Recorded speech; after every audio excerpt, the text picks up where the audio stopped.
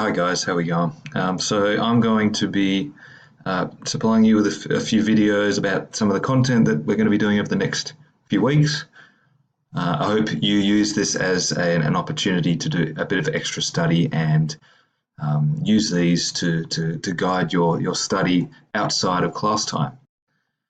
So today we're going to be going through the supply chain, and we've talked about global trade up to now, the benefits of global trade. We've looked at an example of some of the negative effects of global trade. Now we're going to be looking specifically at how global trade works and what forms the basis, the network that is involved in pretty much all global trade. So the first thing we're going to look at is the differences in what we call a supply chain. So a supply chain is a simple, what we're going to be studying today is the simple description of starting off with raw material, ending up with something that you buy from a shop. So it's got two parts. It's got production and it's got consumption. There's parts where you're extracting, you're producing something, and then there's the second part where it's being processed and consumed.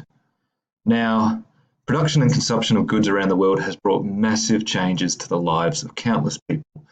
So it's coming back to global trade, how important this is for everyone's life. I think it's probably one of the most important parts of your parents' lives, most important parts of your lives, and it really does affect everyone, that the tentacles of production and consumption reach pretty much to the ends of the globe. So it has huge changes on the natural environment in many places. So this diagram is showing you all the different parts of the supply chain. And this is the production side, the extraction and production of objects and materials, to the consumption side, the distribution, the consumption, and finally the waste that's produced. So the supply chain is a simple flow model showing the journey of a product from its source to the consumer and then its disposable once used or consumed. So it goes in this direction. That's why I've used this arrow. This is the direction. It starts off extracting, growing raw materials, and we'll go into exactly what that means a bit later. Then it leads into manufacturing and processing materials, leads into distribution meaning going from the factories in which they're manufactured and processed to the shops that sell them. The shops that sell them are the ones that are providing customers with the products that they're going to consume. Once the customers consume it, then it turns into waste. So stage one, extraction or growing raw materials. All consumable things start as raw materials. They are dug from the ground, they're grown in farms and forests, or taken from rivers and oceans. So everything that you consume comes from somewhere. Some examples are oil, wood, water, metals, and minerals. Now this sounds kind of like a list of things that you would do in Minecraft, that you would extract in Minecraft. And Minecraft is an example of something where you're actually extracting things and using them to create stuff. Maybe we can play some Minecraft a bit later in the term. But even the simplest things contain a mixture of multiple different types of raw materials.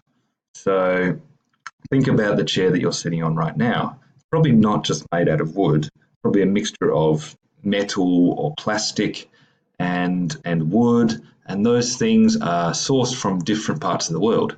And of course, they come together through this very complex process called the supply chain. And they start off being extracted or grown somewhere else in the world.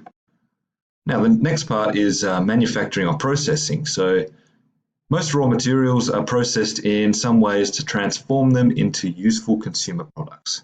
So the computer you're looking at right now all the parts have been processed in factories from the raw materials that they've gotten from somewhere else in the world. So some examples include washing and packaging tomatoes. So something as simple as that. The tomatoes have been grown, they go to the manufacturing plant or processing plant to be washed and packaged.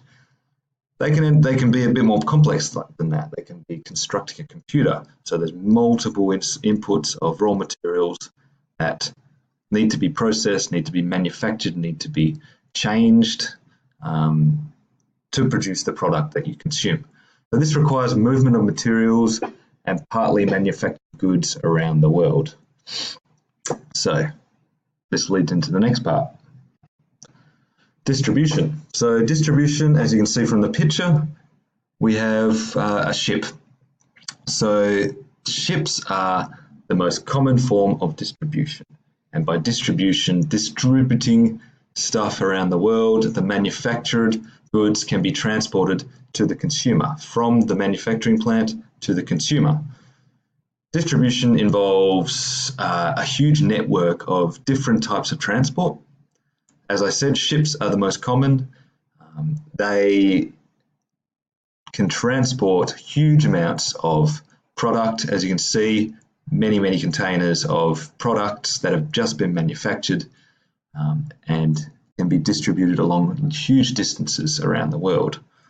So the largest volume of goods are transported by ships, but trains, planes and trucks are also used. So all the trucks you see going down Warrigal Road and pretty much all across the outer suburbs of Melbourne, they're transporting goods that have been offloaded off of ships. So the goods are often then taken to warehouses for storage, or they're taken straight to the shops for consumption. The next part is where we come in, the consumers. So consumption is the use of goods and services, and it's growing rapidly around the world. It's largely due to the growth in world population, but it's also partly to do with the change in our lifestyles and our lifestyles becoming more comfortable. There's more money being spread around the world, so there's more consuming.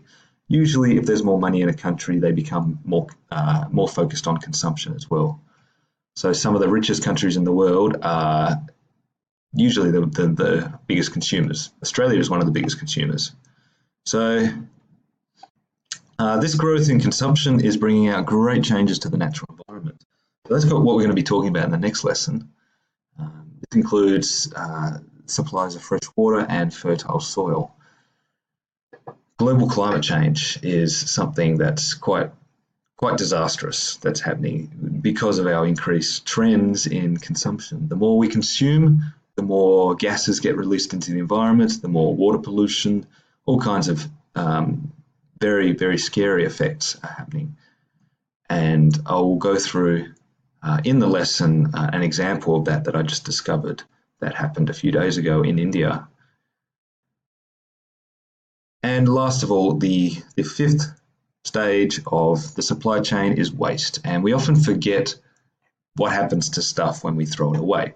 When you throw a piece of paper into the bin, and some of you do throw it across the room into the bin, you don't think about where that goes to or where that ends up. And usually if it's in the bin, the classroom bin, it ends up in landfills, which is a big hole in the ground, and they just cover it with soil.